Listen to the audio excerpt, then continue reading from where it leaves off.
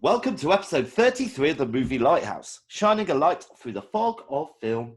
My name's James. I'm Laurie. And I'm Wyndham. Hello, guys. How are we? Very well, sunshine. Yeah, well. Peachy. Weather's on the turn, so it looks like it's going to be a bit warmer for the next few days, which is nice. There's mercy in it. Apparently lots of vitamin D into your system. Good for the immune system. Yeah, that's you've what I become a heard. bit of a scientific expert, haven't you now, Laurie? You've just told us how hay fever works. What is it? Pollen. Pollen. Pollen. You know, Windy Bum has managed to get through 40 good years of his life. You know, hay fever freeless, hay feverless, whatever you want to call it.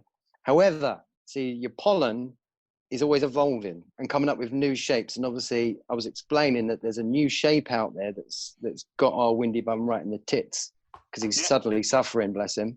Is it the itchy eye or sneezing? It's sneezing. I love sneezing. Yeah, but it's... Are you home educating, Laurie?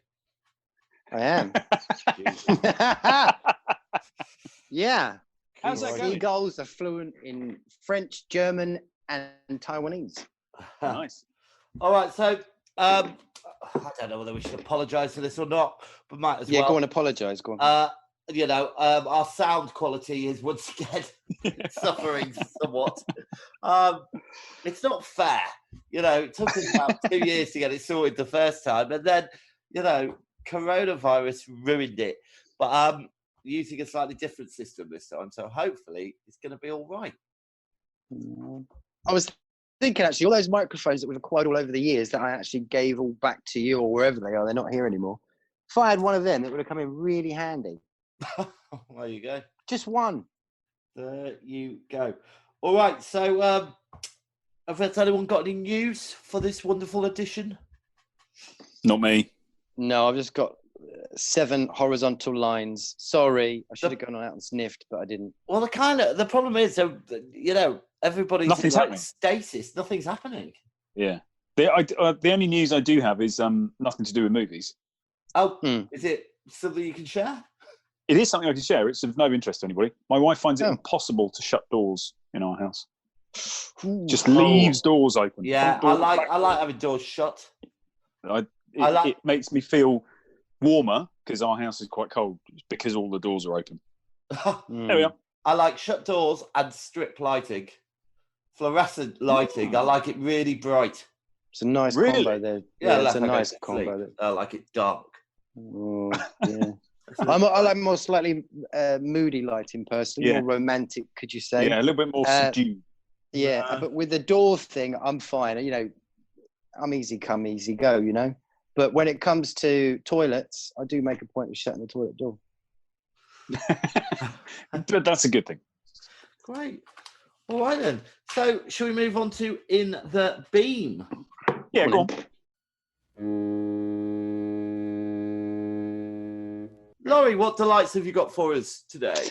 Oh, I bumped into a lovely little film about a week ago, completely by chance. It was recommended to me. I was like, oh, stick it on then. I was in one of those grumpy pants moods. And it's a boy called Sailboat. Came out in 2018, quite nice and shiny. Made by a guy called Cameron Nugget. That's Cameron Nugget. It's about like a little Hispanic family. Kind of very sort of stylistic in its way. It's kind of just a little bit flirting with the surreal, but it's lovely. This little Hispanic family, and they're blessed with this little young son, and they call him Sailboat. And he's super young. He's got to be 5 or 6, something like that. Played by this great, does he? Great little actor. No. He's lovely. And then he finds by chance this little guitar, this beautiful little guitar.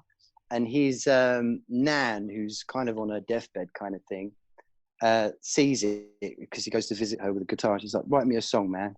And he goes off and he learns how to play your music and stuff like that with this little learn how to play guitar CD that he gets free with the strings that he's got.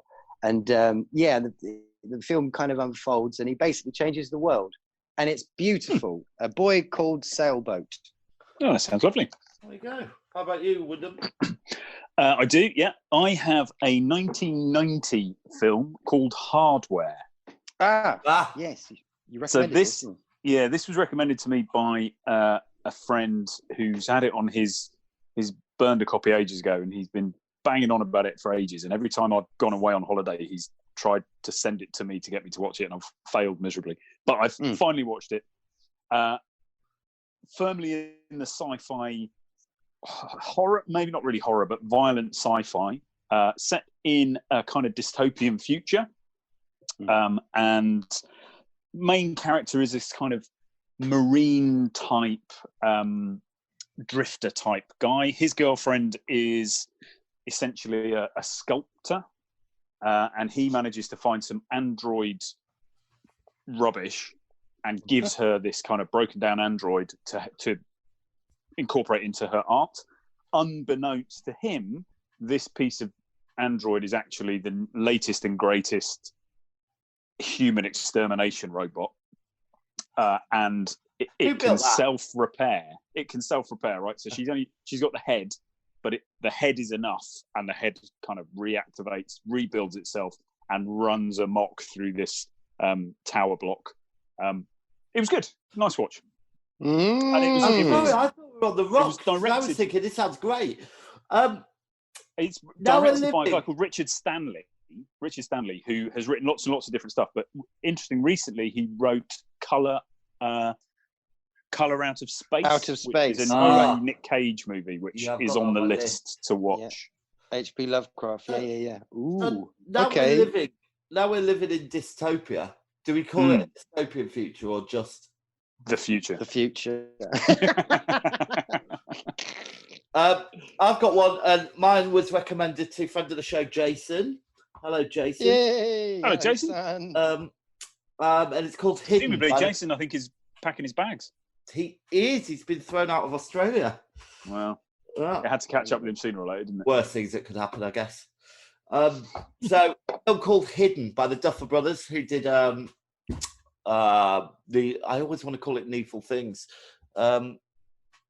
Stranger Things. Yeah, Stranger Things. Yeah.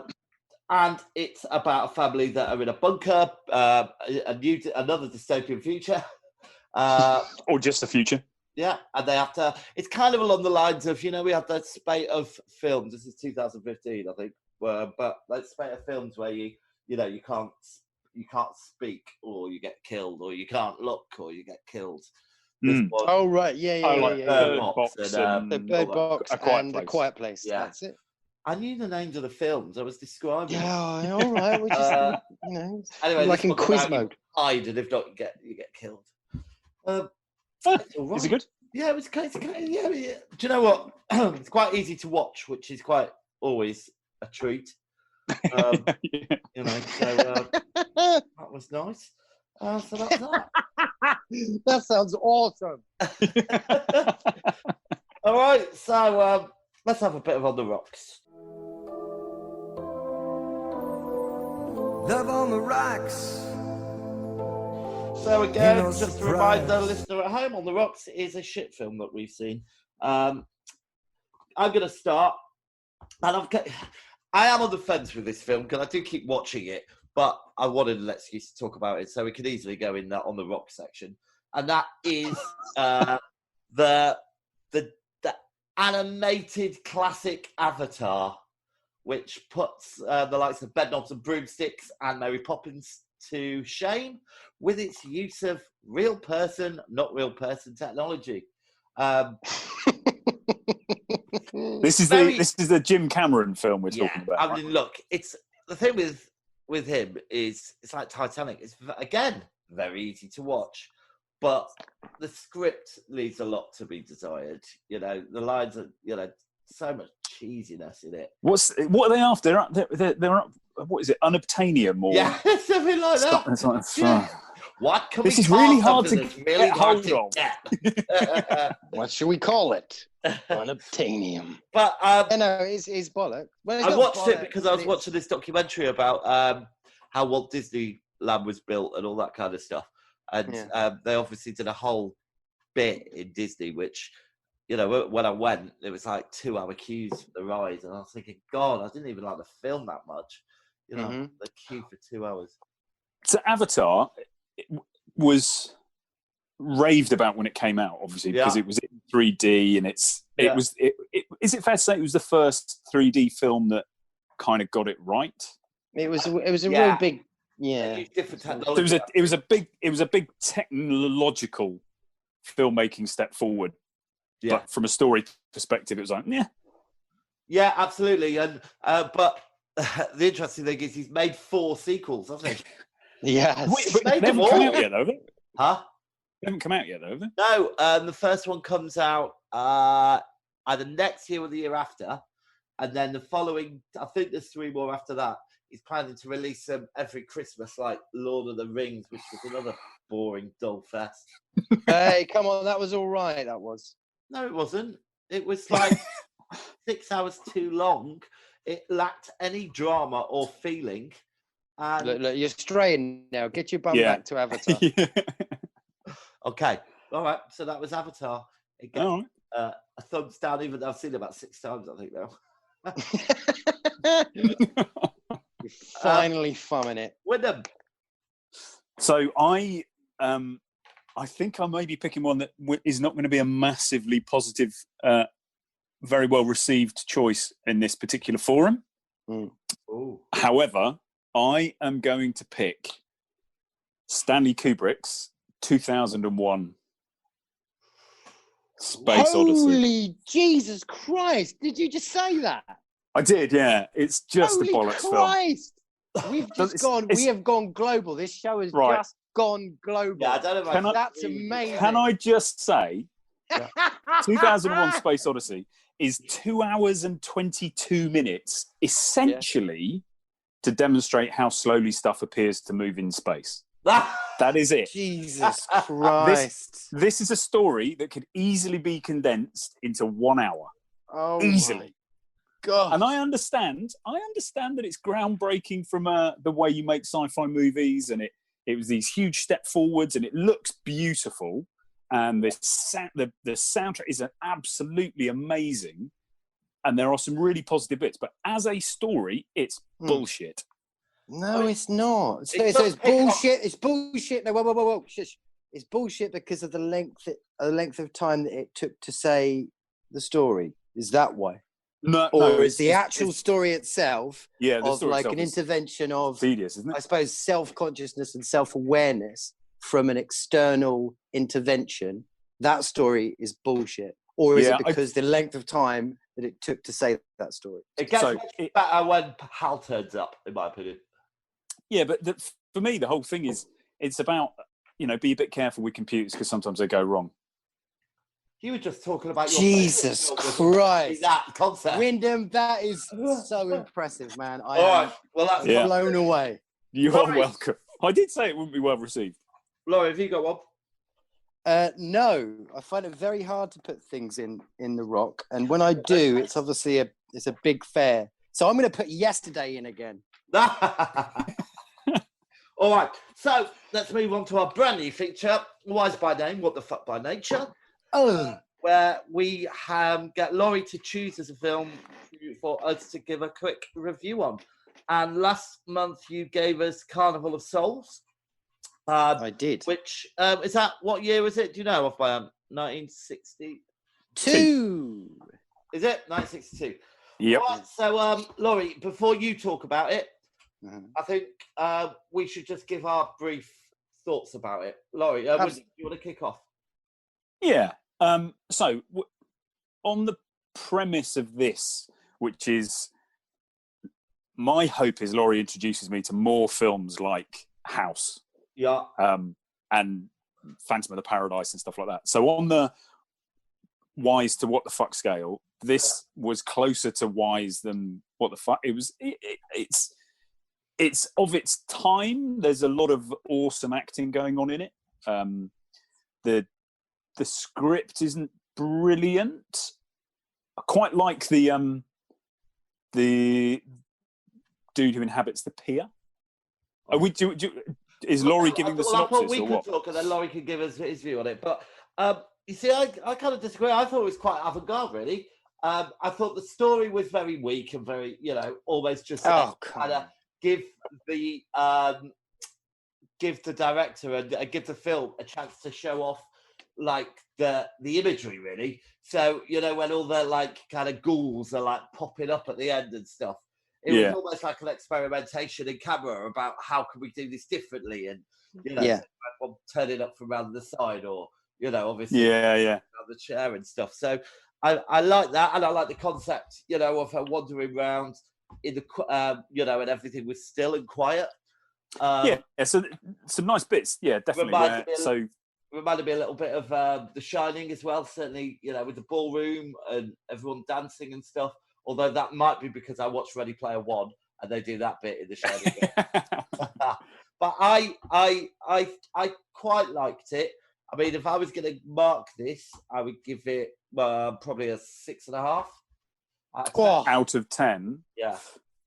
So I think I have a slightly different judgment scale. So I was thinking from a 5 on a 1 to 5 scale, with a 5 being a How-Su style. What, this is amazing! What the chuff is going on? Yeah. To a 1 being this is a film. It's fine. I'm kind of halfway, so I'm 2.5, 3. So it is close actually to your 6. All right, 6 well, and a I'll half. do 3.25 if you like. It's the same difference. Now, if you're finished marking my words, why you chose this film, Laurie? Well, yeah. No, it's just that I suppose like when I chose it, it's just like it's obviously of its time, like you say, Wyndham, 1962.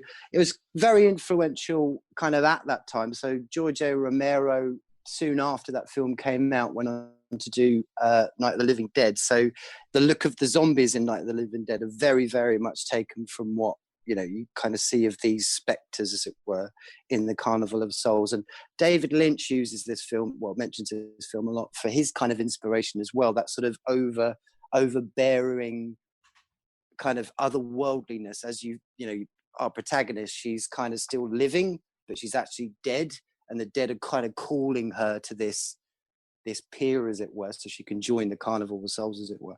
And that kind of weirdness that you get through 3/4 of the film, probably even more. I just really like that kind of awkward weirdness, strangeness of it.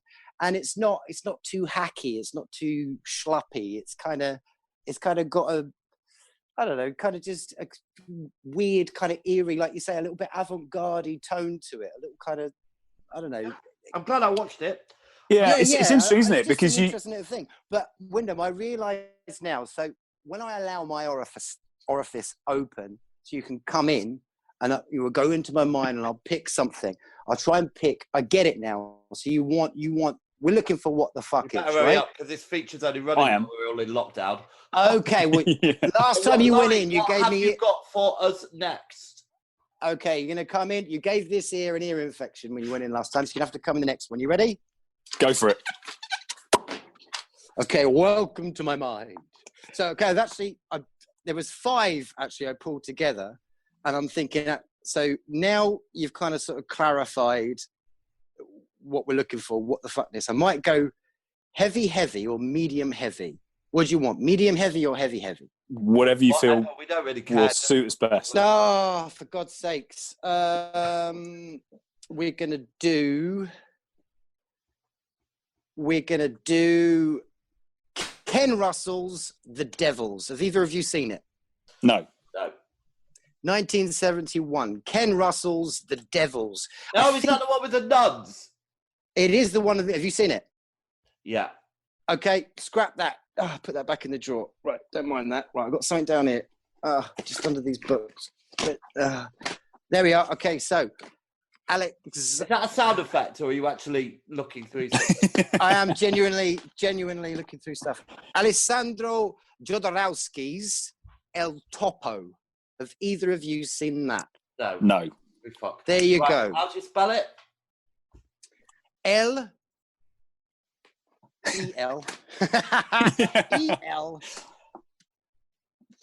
Topo. Topo. Okay. Okay. All right. Now get out of me. All right. The sinister place to be. All right, so that takes us on to our main feature. It's 2007.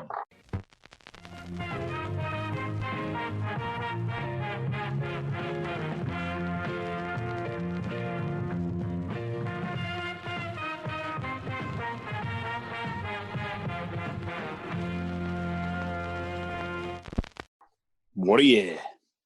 All right, so quickly want to talk about the films that got away. Zodiac. Laurie, you chose that, did you? Yeah, just really watchable. And you love a watchable film, James. Zodiac, based on the Zodiac murders that happened in America. Hold on a minute. I didn't choose this month. It was No, I did. Oh, shit. Yeah, but I think he was just saying that as a film, you do like a watchable film. Yes, I do. Well, yeah, you would have loved it. You really would have loved it. But yeah, based on the Zodiac murders that were going on in America, that actually Dirty Harry went on to kind of sort of plagiarize in a way, untastefully, but great film, Dirty Harry. Yeah. Thank you. And I chose No Country for Old Men, which is a great Western, but it's not a Western. You know, it's got so many other elements in it. To be honest, I don't remember a huge amount about it, except how much I loved it. So it would have been nice to retread that one, but never mind. I suppose I can watch it in my spare time. It is a watchable. Do you have any spare time? Not really. Oh. All right, so shall I give you a little bit of information about 2007? Go. All right, so in the news, Madeleine McCann disappeared. Oh, he opens with that. He really does, doesn't he? Laurie, were you bored with her disappearance? Yeah, sick of it. Sick of it. Popular culture, the iPhone arrives. And Wow. Look, Laurie, Wyndham's got one in his hand as we speak. And Britney Spears has a breakdown and shaves off all her hair. Poor Britney. On TV, it's fucking reality TV, basically. It's a Big Brother. There's nothing else, really. It's dominated by that. And I put the music all shit. Yeah, to be fair. And then the people who died moved on to another plane. Verity Lambert, anyone know who she was? Ooh, No. It's ringing my bell. First producer of Doctor Who when it started in 1963. Oh, wow. He also went on Amazing woman. to produce the non-award winning soap opera El Dorado. Oh, good old girl. Oh, short-lived, non-award winning. Magnus Magnuson died. He started, then he finished. Oh. Bernard Manning also left the party. And so did Pavarotti. So there wouldn't have been much of a buffet left in the breakfast. The grossing films, in no particular order. Again, not great. Spider-Man 3. Not great. Third. No. Which one? Transformers. What was the second one you said? Shrek the Third. Oh. Yeah. Transformers, or sort of Pirates of the Caribbean. Right. Oh dear. Not good at all. Yeah, that's the sack of dick. Anyway, so the first film we chose was Teeth. Let's have a. All right. What can I do for you, miss? Is this your first time? Okay. So I imagine you have no idea what to expect. Not really. Don't worry. I'm not gonna bite you. Just lie down. Put your feet right in here. Okay. Are you sexually active? No, I just want to be checked out. Okay, then.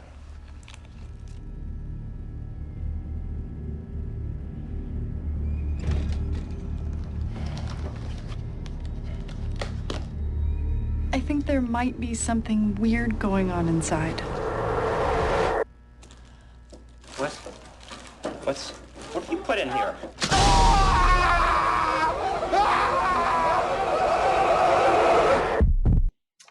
All right, so it was released in 2007, obviously.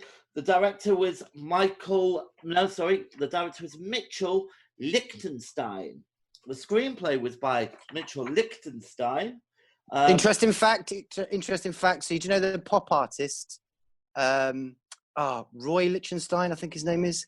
You know the pop artist where it says the big wham. You see the aeroplane and it shoots wham like a comic book strip, big painting. That's his dad. Oh, Yeah. There you go. Interesting fact for you. Music by Robert Miller. It had a budget of $2 million. Made the box office is $2.34 million. Oh.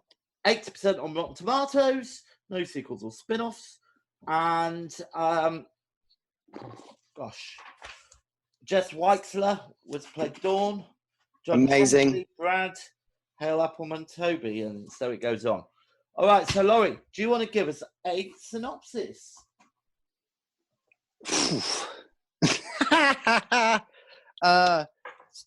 Oh shit! Wait a minute. Yeah. So right, okay. So you've got our girl, and she's very, she's very sacred of her chastity, as it were, and celibacy, and she's a do-gooder. Her family are her brother's awful. Her brother's abhorrent. But yeah, as things go on, she's desperate to kiss her boyfriend and things to lead on to other things. And it transpires her fanny has teeth. Basically, yeah, there's the premise. Right, so I'd never seen this film before, so it was an eye-opener for me. Great. How about you, Win? No, I hadn't seen it either. First for me. Wonderful. And yeah. Laurie, I take it you have seen this before. I have seen this, yeah. All right, so Win, what did you think? I really didn't like it. I didn't. There was almost nothing about it that I did like. There are a couple of bits, but essentially, I get that I kind of bring a bit of, like you said the other week, James, a bit of wokeness to stuff, but the whole fucking thing just did my tits in. Really, it just the this is essentially a story about a young girl who gets abused as a baby, essentially a small child. She then gets raped. The following day, she then gets sexually assaulted by her doctor. She then gets drugged and kind of tricked into sex. Yeah. And then she gets turned through all of that process. No quarter, no question, no concern, no time is given to the trauma that causes. And right at the very end, she essentially gets turned into this she is a sexual predator because she's going to take revenge on this filthy, pervy old man who's given her a lift by insinuating she's going to have sex with him so her vagina can cut his dick off. It's fucking bullshit. Yeah, I just didn't like it. It was but that's me. Look, I wasn't so harsh on it. I thought it was okay. I like the quirkiness of it. It didn't play out like your usual horror films. It was very tongue in cheek or teeth in vagina. Yeah. It had a humour to it that was kind of refreshing and different, and even like the colour palette they used, I thought bright and colourful, and you don't get that a lot in horror films. It's usually like pretty bleak. It just, for obvious reasons, found it really difficult to watch. Yeah. Well, that's what you said there. I think really kind of touches on it. The refreshing bit, the different bit. So essentially, it's a video nasty, right? It's very kind of in line with that video nasty horribleness. You think about Last House on the Left, or those really nasty, freaking horrible things where a constant stream of horrible things happen, right? So this is very much that genre. However, every now and again, you get something that touches on something actually quite interesting. So it's that thin line between clever and stupid, to kind of quote this is Spinal Tap. Yeah. So it's that very fine balance, and they've touched. Essentially, it's schluppy. It's that thing. It's yucky, video nasty. But there's the very, very interesting concept in there, and it is awkward scenes. It's very watching it. It's like, oh shit. Sometimes it goes way, because these, like you say, if you take it seriously, the events that happen to this girl, it's fucking horrendous. It's hardcore. Yeah. But the film has this certain way and a knowingness. It knows exactly what it's doing. This is a very clever director. And I'm not surprised, actually. His dad was a famous artist and stuff. He's playing it just right. And then it's suddenly the film, you see this awful scene, and then the actor nails it. She's amazing. I love Jess Weeks Yeah, or she's whatever. good. And it's just hilarious. I'm laughing my guts out. When I first saw this, I absolutely loved it. I thought it was, I can't say it's great. It's not great, but it's really good. I really, really enjoyed it. My wife saw it and she loved it as well. She says there's a lot of kind of feminist kind of attributes into this film. Just that opportunity, I suppose, like if you have, well, actually, no, I won't go there. I won't get all excited about it. But yeah, we really enjoyed it. Refreshing, funny. It's got some interesting themes in it. And it's kind of just that schlucky video nasty. I love it. Well, I think it's a bit more than that. And I think, even though it seems quite recent, 2007, I think it picked up on the zeitgeist that was going on, because I seem to remember a lot of these pop stars were coming out and, wearing chastity rings and stuff like that, saying, that they're going to be pure till they get married and all that kind of nonsense. It was kind of, they're all like being spewed out by Disney at the time, I think, Right, yeah. And so I thought that whole chastity storyline was quite interesting, really. Yeah. But then it had really weird bit. I mean, like the bit with the dog biscuit. Yeah. Yeah. So the brother, whatever the brother's called. Yeah.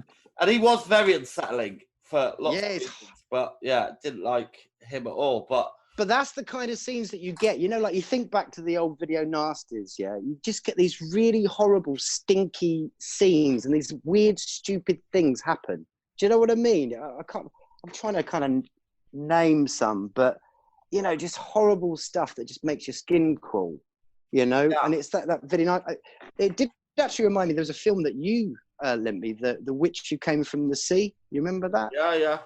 That's kind of like a much more interesting kind of concept. It kind of reminded me a little bit of that kind of thing. But yeah, that dog biscuit is yucky, and he is horrible. He's absolutely horrible. Which is obviously makes it good. That's exactly what they were trying to do with that character. His performance is good.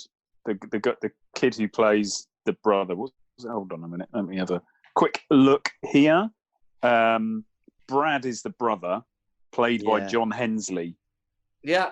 And I agree with you, Laurie. There are a couple of really good performances in this, and I think he is great, and I think you're right. Jess Wexler is great as Dawn. She's hilarious. She's amazing. She's. I tried to look her up because I haven't seen her very much, or can't think I've seen her very much. But she's in. I only really found It Part 2. Apparently, she's in that, and all the other ones I didn't really recognise. But maybe so. This wasn't the springboard to fame and success you was hoping. Doesn't seem like it. I would have given her a gig after this because I thought she was great. Had her facial expressions, their reactions, just hilarious. The thing for me, I get your point about they're lacing in some comedy, and the bit where she has she's gone to the watering hole with Tommy, and they've gone the second time, and they're in their swimming suits. It's up in sex cave, and then he rapes her, and we'll just gloss over that. And her teeth separate him from his penis. And then the following day, she goes back and it's just on the floor with a crab on it. That's it. Crab's trying to eat it. I laughed my dick off at that point. And then the bit when the whole kind of premise is around this vagina dentata, which is this kind of old legends, old myths, all that stuff. And it is a requirement in these knight in armor saves the woman who's got this terrible affliction or whatever. And she thinks it's this fucking schlocky twat of a guy who has made a bet with his mates. Saying, I bet you, even though she's into this chastity, I can shag her. Nice guy. He then gives her drugs because she comes to his house for some unknown reason, saying there is nobody else. I can't talk to anybody else. It's a terrible thing. I've killed 2 people, or I've killed somebody, and I've wounded the doctor who's abused me. He drugs her, gives her champagne. They have sex. He paints himself into the picture of this shining knight, and then his mate phones him the next morning while they're having sex. And he doesn't even pretend he's not a scumbag, which I guess is. And then she kind of realizes he isn't what she thought he was, and no, she says some hero. Oh yeah. But she does. So she realizes he's still kind of the hero though, because shows her that her Fanny has She a has choice. a choice. Yeah. She has a choice, which I think is great. You know what I mean? Like, again, if you get all excited, you can start thinking, that's kind of great that you could bite someone's cock off. But the I want problem one with for this my film, bum. the problem with this film is that once you've done the concept once, there's very little anywhere else to go. So, there's not a part two, is there? If you've got Friday the 13th and stuff, but part of the fun is seeing the variety of ways that Jason's going to finish off the teenagers. There's really only one or maybe two ways of demise, which, we obviously... Yeah, and the thing is as well, right at the very... So she's had this awful time. So, and there are three men young men in the town who are either dead or about to die because their genitals have been severed. There's a doctor whose fingers have been cut off. So her mother has died, and she's decided, right, I'm going to leave town. This isn't for me anymore. So she hitchhikes, gets in this car with this old guy, who right at the very end, he won't let her out the car. So he keeps flicking the auto lock. He won't let her out the car. He starts kind of flicking his tongue at her. And the film kind of goes, well, the only thing she can do, or she's going to choose to do this thing.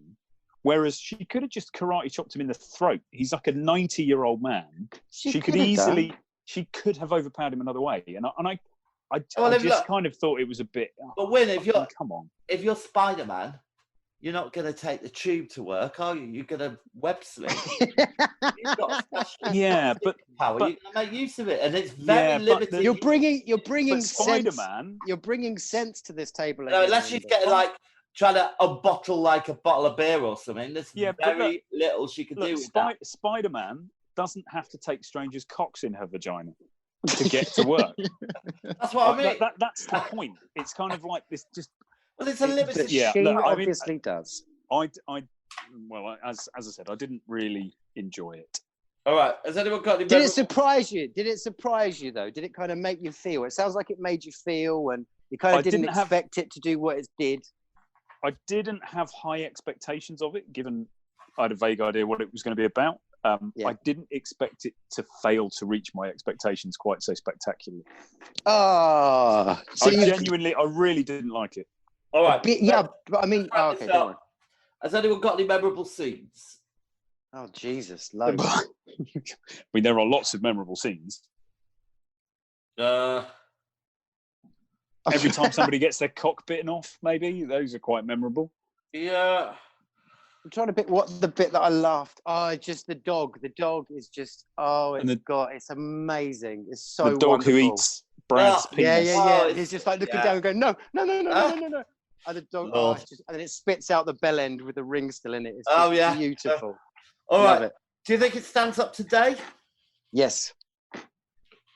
I think so, but it hasn't really had very long to age, really. And just to finish off, any memorable lines I've just got here? I mean, just vagina dentata, really, but we've covered that. Classic. Yeah, there's one when towards the beginning when they're painting her as this kind of virtuous member of the Promise, celibate and all that kind of stuff.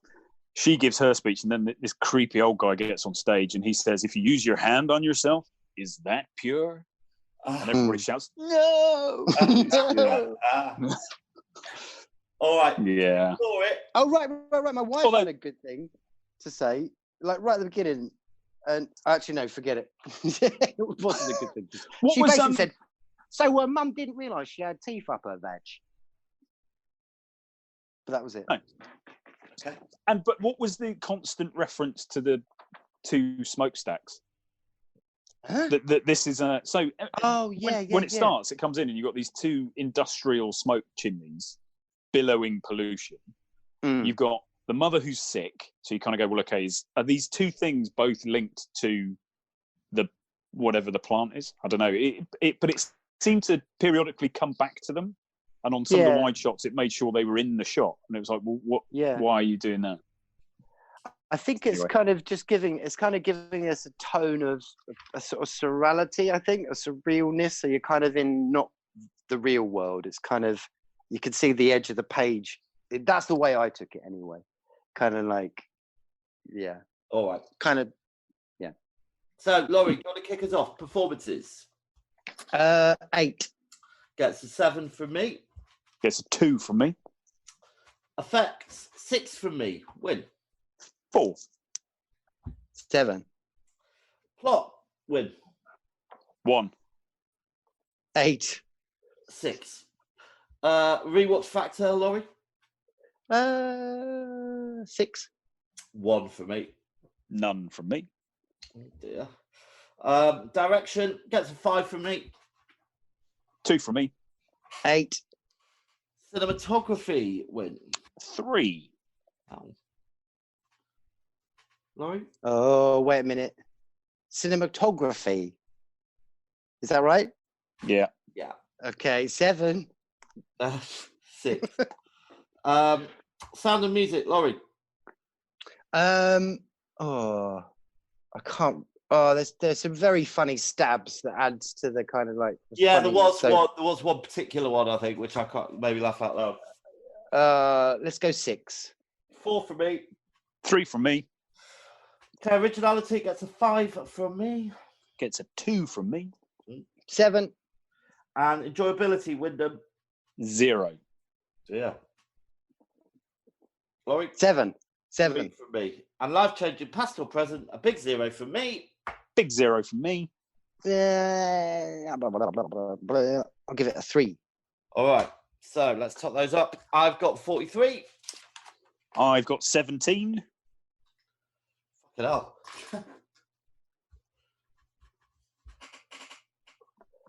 Nearly there.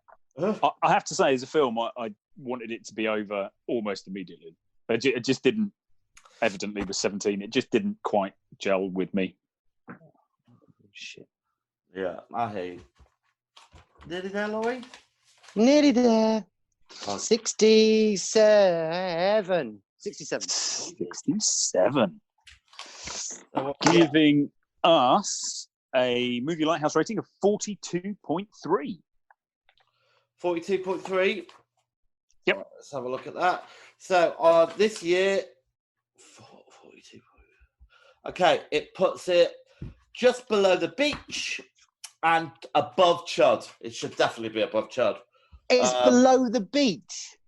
Jesus Christ. Yeah, Okay. I think it should be below the beach. What? If Wyndham agrees with me. Yeah. Really? What? No. I have to say, Teeth. in this film, there are 2 other films on TV. So one of them is a big, massive Gorgon. scorpion. And the other, is that the name of the film, The Gorgon? The film Gorgon about is the Medusa. Peter Cushing one, yeah. Yeah. Peter Cushing, I yeah. would much prefer to watch either of those 2 films. All right, well, They're I can tell you on the major scoreboard, it's still below the beach, but it's number 54, just above that old classic, In the Mouth of Madness. Just above that. It gets a name check nearly every month. yeah, it does. All right, so let's move on to our next film, which is Into the Wild. I'll give you some facts first, then we'll have a clip. It was released once again in 2007, directed by Sean Penn, written by John Krakauer, screenplay by Sean Penn, music Michael Brook, Keiki King, and the wonderful Eddie Vedder. Had a budget of $20 million. It made at the box office $56 million. Gets 95% on Rotten Tomatoes.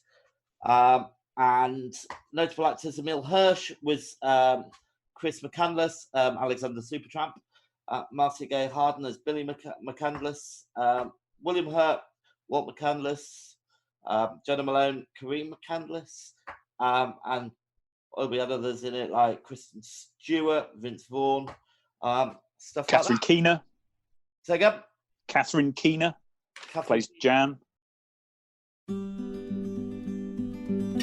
want to buy you a new car. Why would I want a new car? Datsun runs great. I don't want anything. Everything has to be difficult.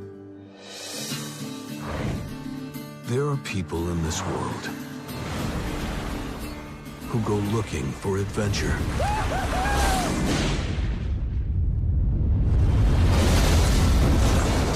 Christopher McCandless was searching for himself. So you're a leather now. I'm a leather? Yeah, leather tramp. That's what they call the ones that hoof it. Don't you think you ought to be getting a job and making something of this life? I only got one plan. I'm going to Alaska. Alaska? Or City, Alaska? I'm gonna be all the way out there. Yeah. In the wild. I first saw this film probably about 7 or 8 years ago when I was living in Egremont Towers, and it's got brilliant memories for me, this film, because when I watched it with my flatmate Nick, housemate Nick, we watched it one bank holiday Sunday, and I got back from the park and I'd had a few drinks, and it was probably about I don't know, 6, 7 o'clock or something. We stuck it on and I thought, oh, it's going to be awful. And it was just a beautiful film. And it started to get dark while we were watching it. And then we ordered a pizza, and the pizza arrived and it was pitch black, and Nick couldn't be bothered to turn the lights on, and got our pizzas and both ate away. And Nick was a devout vegetarian at the time, and they brought us 2 meat feasts. So we went, that's a funny tasting pizza. So there you go. So that's why you should turn the lights on. Into the wild. But it holds lovely memories for me just of that time. But also, I just think it's an amazing, remarkable film. Laurie, what do you think? Do you want to give us a synopsis before I do? Yeah, go on then. Go on then. No, it's your synopsis. I'm running this show. Oh, shit. Oh, shit. So you've got this kid. He's an academic kid. He's doing really well at college. He gets the record put on his head. He does that. He throws that in the air. And then his parents are like, hey, well done, man. We'll get you a car. And he's like, why do I need a car? I don't need that. I don't need things like you guys. You always need things. I'm not doing that. And then I think it's probably a couple of days soon after that, he gives all of his life savings away and then basically vanishes. He goes off onto the road, living like a tramp. I think he's got $500 in his back pocket and he's going to live on the road. And he actually, there's a point soon after that, he burns his money. So he has no money deliberately because he's looking for truth. He's not looking for the hypocrisy of life, which obviously his parents embody, where, you know, go to college, get a great job in the city, buy a car, buy this, buy that, buy this, buy that. It's like, no, it's about a guy who was a student. Yeah. On the road, turns his back to society, wants to go live in the wild in Alaska. That's the sort of... I gave you all the opportunity. Well, I wanted you to do it, but you fucked it up. Right. Wyndham, what did you think of the film? So I watched it today for the first time. Absolutely loved it. Absolutely loved it. It's I love it as much as I dislike the last one. You know, and to what Laurie was saying about that kind of the search for truth, that's what he's after, because his parents' life is a fabrication to make them look good, and it's face saving, and they fully embody the capitalist materialist world, and he sees no value in that. And in his head, he's just a young kid. He's 22, 23. Yeah. And he already knows that's not where the value of life is. And I knew nothing about this film at all. Never heard of it. When you recommended it and I had a quick look at it, I thought I would never pick this film necessarily to watch. And it was stunning. Absolutely stunning. I think it's important to say it's based on a true story. Which it was the other thing. When I was coming towards the end of it, thinking, oh, hold on a minute. What? Yeah. And then, obviously, spoilers in this, he makes it to Alaska and ultimately dies in Alaska. It was just like, shit. I hadn't realised it was based on a true story. Yeah. Yeah, there's a couple of documentaries out there as well, which are worth watching. One told from the sister's perspective, and you get to meet his other, I think he's got 4 half-sisters as well or something. Right, yeah, because the dad had relationships. Yeah, he was married before. Yeah. And you also, the parents are also in it, and they're still kind of in denial. You know, when they say, there's a bit where they talk about the bit where she's getting beaten up, and they go, oh, that's for the camera, that's for the movies. And it's like, you know, but what is interesting about that documentary is that he wrote a lot of letters to his sister, and she shared a few of them with Sean Penn, but it was, it's tragic the way he was talking about his parents and what happened to him. And these were all before he cut himself off and turned his name into Alexander Supertramp. Laurie, what did you think? Have you seen this before? I have seen this before. Yeah. It was recommended to me by a very tall man with a very strong brow, who loves trees and shit. And I watched it, and I did enjoy it. Of course, and what's there not to enjoy? I mean, Sean Penn does a really good job here. The film's full of love, and is that kind of, we all know, as much as all of us here kind of live in that hypocrisy. We all have our own little elements of it. We're all very aware of it, and it'd be great to kind of just chuck it all away and just kind of go, as it were. And very well put together. There's loads of love in the film. I'd say it kind of airs every now and again. It does kind of go into that kind of cheesy space sometimes, I suppose, when you see him coming back into the city. But it's actually quite effective because you follow him on the road for quite a long amount of time. He meets Vince Vaughn, who plays kind of the farmer, and he kind of gets involved in their culture, and it's lovely. You kind of really get that osmosis from it. And then he goes, I think he's still on the road for quite a bit more. He meets some hippies and stuff, but then he comes back into the city. Well, he kayaks to Mexico. That's it, yeah. The kayaking bit, fantastic. But when you find him in the city, it's after that kayaking, and he gets kicked off a train, doesn't he? But when he gets to that city bit, it's just a little bit cheesy, but it's fine. And I think the sister kind of voiceovers, because it keeps cutting back, so you see him at various stages, and it keeps sort of slipping back and going forward and going to the bus that he finds at the end, and then back again and back again. But you get the sister kind of narration throughout, which is good. But I suppose just that American tone, the way she does it, it's a little bit grating. But I think that's me just being nitpicky. Well. Not being nitpicky. It's lovely. It's important because we need to be reminded what the family are going through at that time and how she's. Yeah, because he just cuts them off. He just disappears. He takes he drives away. He destroys all his ID and all his credit cards. He gets to a point where he takes the number plates off his car, leaves his car so it's harder to identify. Doesn't contact his family at all for the 2 and a bit years from leaving them to when he sadly dies. And so I think you're right. That voiceover is necessary to kind of go, he looks like he's having an amazing time, even, excluding getting beaten up when he gets pulled off the train. He looks like he is having the life that he envisaged and wanted, and connecting with nature, and not relying on money and all that kind of stuff. But obviously there is an impact back home. But that city bit, I got the feeling that he was getting ready to get back into society at that point. Yeah, because it asked, it's like, how do I get an ID? I need a bed. And then he just sees himself in some young business dude in a bar, and he just goes, no, I don't want that. I'll tell you what I thought Sean Penn did very well is that scene just after he's graduated, and they're at the restaurant, and it's just picture perfect. You can see exactly everything that he's trying to get away from the parents to the picture, drinking in the bar, whole, and then them trying to buy him a car, which was true. They talk about that in the documentary as well. They couldn't believe that he didn't want this new car, and just all this control. And I just love everything about this film.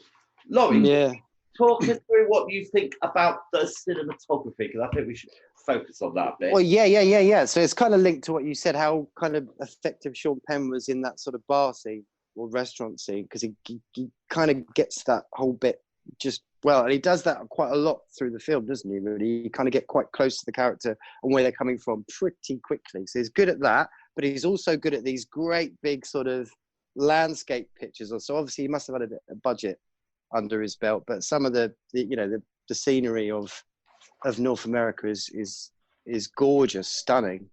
He had $1 million, which isn't huge really, but it's not for that. It's what we're talking about. It's going and capturing that imagery. And definitely the actor definitely obviously went balls deep on this, because a lot of the stuff you can see, like the kayaking. Luckily, it wasn't up on mountain.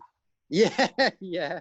But up on the mountains, a lot of climbing this, that, and the other, going down this, and that's the actor right there. You can clearly see it's him. And then obviously once he goes to the bus, his food is really restricted. So that whole weight loss, the actor really, he went for it. He did a Christian Bale or whatever. So impressive. What, Win, talk us through the bit about the bit with the old man at the end. Yeah. What did that affect you in any way? I thought that was just beautiful. Yeah, so he throughout his whole story, he encounters people, and because of the films we normally review on this podcast, and I don't the think films I this is normally my genre. watch, I normally watch, you're waiting for something terrible to happen. You're waiting for somebody to use his trust or to take advantage of him or whatever it might be, and it just doesn't happen. And it's just people being people, and so to begin with, his journey is to kind of just explore and find what's going on in the world. And then he makes the decision he's going to go to Alaska, and he is going to live on his own in the middle of nowhere in Alaska. But he's decided that he's a really bright guy, so he understands he needs to prepare. So he goes to this kind of slightly more mountainous region. So he's going up and down mountains. And I think he's just collecting water from kind of like outside a gas station. And this old guy in a truck pulls up and says, "Where's your camp? I'll give you a lift." And he develops this relationship with this old guy who you find out when he was away in the war, his wife and son were killed in a car accident. And you can really see the kind of almost like a grandfather relationship with this young lad developing. And they get really close, and they're teaching each other kind of essence of life and what they should be looking for. And Alex Supertramp is kind of saying you're not living your life, you're containing it because you're not moving on, you're not experiencing new things. And just before the old guy is about to drop Alex off, he says, "You've told me a bit about your family." And the really great thing about this film is you don't have to see those conversations of Alex telling Frank about his family, because you very quickly go, "You've told me that you've got difficulties. Why don't I adopt you? And I could be your grandfather." And this old guy's kind of weeping. And Alex says, "Well, I'll tell you what, can we talk about this when I get back?" And this old guy kind of goes, "Hey, yeah, that's fair enough." But you just have this really poignant moment where at that point, I didn't know he wasn't coming back because I didn't know the story. And you kind of go, "Oh my God." Yeah. It's beautiful. Genuinely is. I just thought, I actually wrote in my notes, this film is a siren song. Is it what? It kind of is a siren song. Oh, yeah. Certainly for me, where I am in my life at the moment, it's that, all right, I don't want to get beaten up. I don't really want to have to jump trains and stuff like that. But life should be about adventure. Life should be about experiencing nature and those happenstance relationships you build up by being open to other people coming into your life and you coming into their lives. It was probably a good thing that Louisa didn't watch it with me. Otherwise, she'd be there going, "Oh Christ, he's going to burn it all down. He's going to pack his bag. Oh my God." Laurie, what do you think of the music? I got him a dick, man. Yes, I love Eddie Vedder. I do like Eddie Vedder. It's just, I'm sorry. I suppose that's all that. Like when you're on the road, man. And you got your guitar, and like it's like whoa. It's like, but it's fine. It's absolutely fine. And it meets the tone of what this film is, so it's fine. It's all fine. And it is kind of used as. I liked it. I like Eddie Vedder, but it's kind of used almost as the extra narrator. So it's almost like a song in a musical where it tells you the story, as opposed to a brilliant track. So I get your point, Laurie. But... Yeah. All right. Well, look, I think we should wrap it up. We've got a few memorable lines here. Where are your mum and dad living their lives somewhere? Yeah, it's a great one. Only real when shared. Yeah, and there's the core of man's spirit comes from new experiences. Ooh. No. Yeah. It is actually worth saying, this film, the main thing is obviously Alex's motivations and drive and his adventure, as it were. But it definitely pays that respect to what it is to be a parent. And, parents aren't born with the manual. They go on and, try and make sense of it all and try and bring up their kids, I suppose, according to their beliefs and stuff like that. And it does pay respect to that as well from the parents' perspective. So you get the hippie woman where her son's just gone off and doesn't contact her or whatever. And you get the sense from the parents, of Alex as well, kind of, they do love him. And also with Frank, his that kind of parental relationship, his son's dead. Yeah. So, I agree. Especially with the dad. The dad ends up, the sister's narration ends up covering off the fact that over time, when they get to the 2 years gone, her parents' feeling have changed to just pain and kind of, and you see this strong, stoic father walking in the road and just kind of collapsing down on the road, and it's holding his trousers. I have to be honest. It angers me what he did. I get why he did it, but I still think it was too cruel, and I thought it was very selfish. Fine, go and live your life, but even to not even contact his sister. Or his mother. Apparently they had a closer relationship, and I remember at the time being quite angry about that because I don't think that's. You know what it's like, though. He's off on his adventure. It's like, oh, screw that. That's a downer. I'm having fun. But anyway. Yeah, but in this, it was definitely more than that, because he actually says, when Frank asks him where his family is, he says, I don't have one anymore.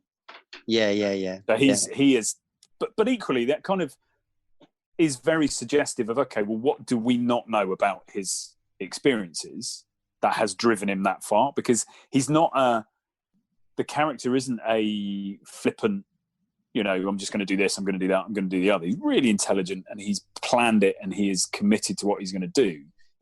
He's very selfish, I agree, but we don't know what has driven him to that point where he is selfish in that way. But I agree, it does kind of go, just send your sister a note, for fuck's sake. You like your sister.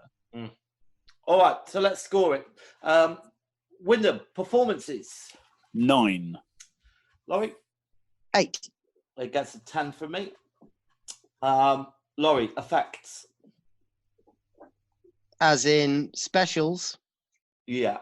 Well, you're coming to this like we've never read these categories. Yeah, well, I think this is an interesting one in this film. I'm not sure this film is really on genre, But anyway, for the landscape and stuff like that. One more time, so it's 3 in a row.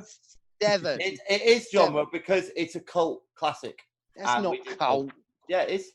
Is it? All right, that's cult. 7. Effects 9 for me. I've gone 3. Okay. Because there are few of them. Yeah, fair enough. Plot, it gets a 9 for me. 8 from me. 7. Rewatch factor, win. 5. Laurie. Yeah, 5. 9. Direction, Laurie. He did a good job, man. 7. 10 for me. I've given it 10. Cinematography, 10 for me. 10 from me. 8. Sound of music, win. 8. 7. One of my all-time favourite soundtracks, 10 from me. Originality, Laurie. 7. 10 from me. I've gone 10. Enjoyability, it's a 10 from me. Win. It's an 8 from me. 7. And life-changing past and present, Wyndham. 5. 2. And 10 from me. Look, I can't talk about it. You love that film. Yeah, it's in my top 10 favourite films of all time. And I really loved it as well. it happened. I watched it at a time which was magical. I think it's a magical film. Watching it again in kind of semi-isolation is kind of interesting as well. You know, and it taught you to eat pizza with the lights on. We taught Nick to eat pizzas with the lights on. Oh, yeah, that's true. Actually, yours. So I gave it 97. Jeez. Yeah. I gave it 76. And I gave it 65. Hold on, my adding machine has done one. Is that the highest score you've ever given anything, James? I think it's got to be close. Although Puppet Master's got quite high. Now you're talking. And that gives us an off podcast genre score of 79.3. 79.3. Okay, so on this year's leaderboard, it's just below One Cut of the Dead, but above Battle Royale. And in our main leaderboard... Really? You're never happy, Laurie. What can we do? Jesus. It's above, so it goes between Hellraiser and Candyman, which is great because I love those two films. So I've got a little trilogy. It was a very good film. Thank you for introducing it to me. Laurie, do you want to thank me? Oh, yeah. Cheers, man. Yeah. Great. Well, Laurie, as a little gift to you, I think it's your time to pick, isn't it? Oh, great. Is it? Is that right? Is Here I come. Look out the window. I'm coming round. Play the little Mr. Tickle music. There I am. Right, here we go. You ready? And it is... number... Could you see that? No. Number 4. Oh, you're back in the room, Laurie. Back in the room. Hello. Oh, Hello. my God. It's another year. Is it a good year? Well, we'll see about that. It is 2004.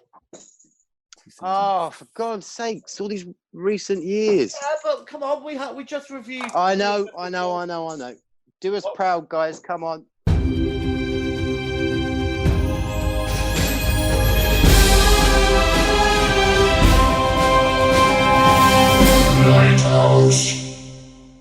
All right, so we're back. We have got Laurie chose 2004. So we're going to give you our choices. I'll go first. Laurie, the first film I'm going to offer you is the exceptional film Downfall, which documents the last week of life living in the bunker. It is yeah. A cheery little number, isn't it? Yeah. Wyndham. Yeah. Another happy tale. I am going to go with Alien versus Predator. Okay, right, yeah. All right. So my second choice is going to be Dead Man Shoes, which is... Oh, you love that, man, don't you? Wonderful little film as well. Yeah. Yeah. Needs no introduction. What to you anyway? Wyndham. I am going to... It's almost like I'm not entirely certain. Can you tell that? Yeah. I don't know why this has been such a weird search for me. I am going to go for a film I haven't seen. I'm making this decision solely on the fact it gets 6.9 on IMDb. Yeah. And it is a film called Primer. Oh, Wyndham! You genius! You genius, man! Oh. Yeah. There's no way I'm choosing that one. Utter shit. Right, It's come on, utter Laurie. shit. What have we got? Sorry.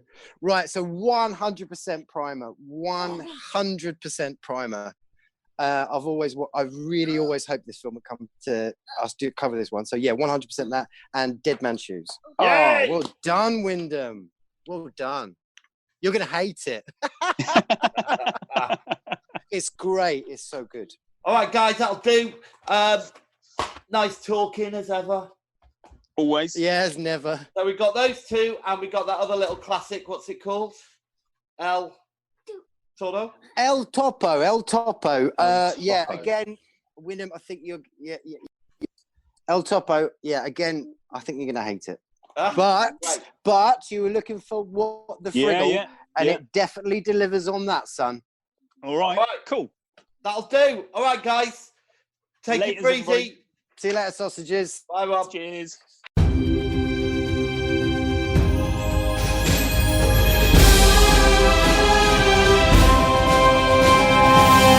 Lighthouse.